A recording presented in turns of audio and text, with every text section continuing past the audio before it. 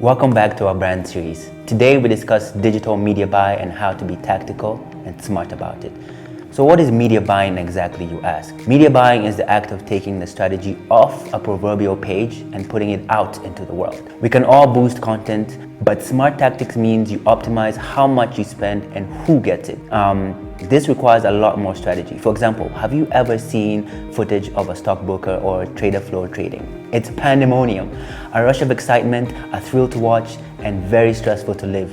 While media buying isn't quite literally that dramatic, it's all about negotiation. We all have an idea of how to use it and be tactical and smart about it, but there's no way around it. It's just nitty-gritty, good old number one, market research. There's two facets to that, internally and externally. Internally, a good media planner will first work closely with a business or a brand to understand the key objectives. And then there's also now externally, which is where you gather and analyze insights about the market at large. Once you have those two internal and external assets figured out, the second point is to establish media objectives. Once the analysis of the market and audience has been conducted, a media planner will dig deep into the media space to determine which channels will be the most effective for reaching the said audience.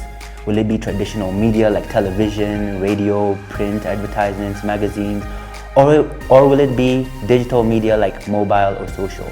The third thing would be budget appropriately.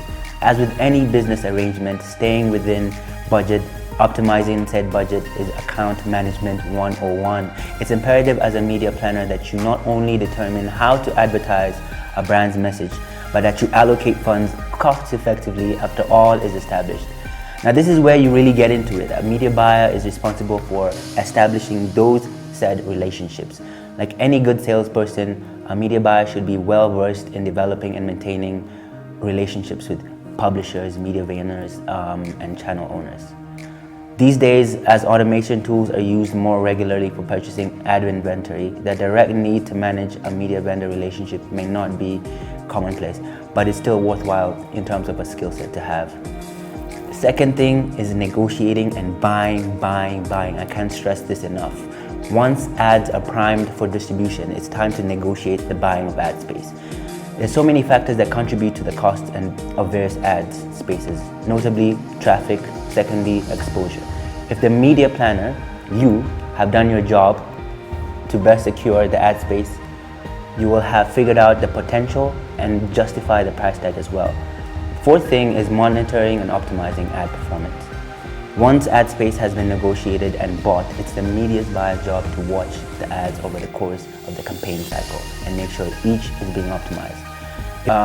If it isn't in the media plan, then you must pivot. For example, let's say you're a clothing retailer promoting a sale on jeans with ads going out across social media on YouTube and TV and maybe a bunch of other networks. Then you realize your competitor is also doing the same thing and has launched their own jeans ad campaign. This is now time for you to check in with your process and your strategy and make sure you're analyzing your ads, noting fluctuations in ad performance, making recommendations for new placements, using different collateral and all that stuff. Consider the person doing the media buying, the person who's the boots on the ground, making adjustments to optimize ads where necessary. This example is very relevant to a lot of industries across the board.